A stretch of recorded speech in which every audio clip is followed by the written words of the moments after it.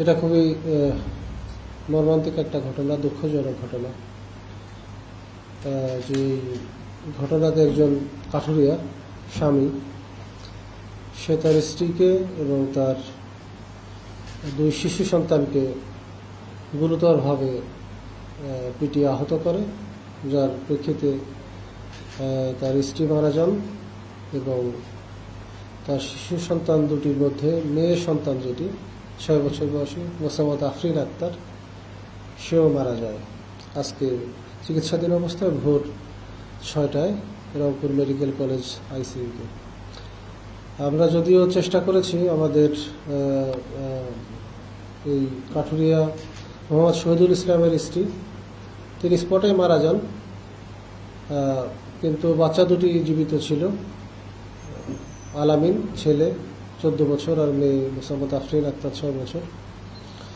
তো আমরা তাদেরকে গুরুতর আহত অবস্থায় পাই এবং আমরা পুলিশি সহায়তা সহ স্থানীয় সহায়তায় খুব দ্রুতই আমরা তাদেরকে রংপুর মেডিকেলে পাঠাই। সেখানে এমার্জেন্সিতে আমরা যোগাযোগ করি। আমাদের রংপুর জেলা পুলিশের থেকে আমরা রংপুরের এমার্জেন্সি ইউনিটকে আমরা তথ্য দিই, ইন্টিমেশন দিই, তাদেরকে অ্যাক্টিভ রাখি এবং তাদের দ্রুততার সাথে সেখানে পৌঁছে তাদের এমার্জেন্সি ট্রিটমেন্ট আমরা নিশ্চিত করি, যার ফলে ছেলে বাচ্চাটা আলামিন তার অবস্থা স্টেবল, কিন্তু মেয়েটা স্টেবল হচ্ছিল না, সে অচেতন অবস্থায় ছিল। আজকে ভোর 6টায় মারা গিয়েছে। এটা খুবই দুঃখজনক একটা ঘটনা যে বাবার হাতে তাদের মৃত্যু হয়েছে। ঘটনাটি খুবই সাধারণ। এই কাঠুরিয়া শহীদুল ইসলাম, সে তার নিত্য নৈমিত্তিক যে রুটিন, সকাল 8টা থেকে বেরোয়, বিকাল পর্যন্ত সে কাটে, পরে বাড়িতে ফিরে আসে। প্রতিদিনের ন্যায় সে কালকেও একই কাজ করে। সকালবেলা গিয়ে বিকালে যখন বাড়িতে ফিরে আসে, সে গোসল টোসল করে তার কথিত মতে তার স্ত্রী তাকে মুড়ি টুড়ি মাখিয়ে দেয়, সেটা সে খেয়ে যখন সে বাজারের দিকে যাচ্ছিল, তখন তার ছেলে মেয়ে আলামিন এবং আফরিন তারা ওই মোবাইলে তারা কি প্রোগ্রাম দেখবে এটা নিয়ে তাদের দুজনের ভিতরে চিৎকার চেঁচামেচি বা চিল্লাচিল্লি হয়। এটা স্ত্রী মর্জিনা খাতুন এটা বিরক্ত হন এবং তিনি সন্তানদেরকে একটু বকাবকি করেন এবং সেখানে একটা বকা এটা শহীদুল খুবই অপছন্দ করে। সেই যেটা সম্পর্কে সে মর্জিনাকে আগেও নিষেধ করেছে, কিন্তু কালকে মর্জিনা আবার সেই বকাটাকে তাকে দেয়, অর্থাৎ সন্তানদেরকে সে জারজ এটা বলে। তার প্রেক্ষিতে সে রাগান্বিত হয়ে বাঁশের যে অংশটা গোড়ার দিকে থাকে মোটা শক্ত, কিছু অংশ পোড়া তার, এটা দিয়ে সে তার স্ত্রীকে আকস্মিক পেছন দিক থেকে আঘাত করে এবং তার যে সন্তান দুটি তাদেরকেও সে আঘাত করে। তখন মায়ের চিৎকার শুনে যখন তারা এগিয়ে আসে, তাদেরকেও সে আঘাত করে সে বাড়ি থেকে বেরিয়ে যায়। বাড়ি থেকে বেরিয়ে যাওয়ার পরে তার ভেতর আবার একটু বোধোদয় হয় যে তাদেরকে বেরিয়ে আসার কী অবস্থা। সে ফিরে এসে দেখতে পায় যে তার স্ত্রী রক্তের মাঝে পড়ে আছে এবং সন্তান দুটি কাতরাচ্ছে।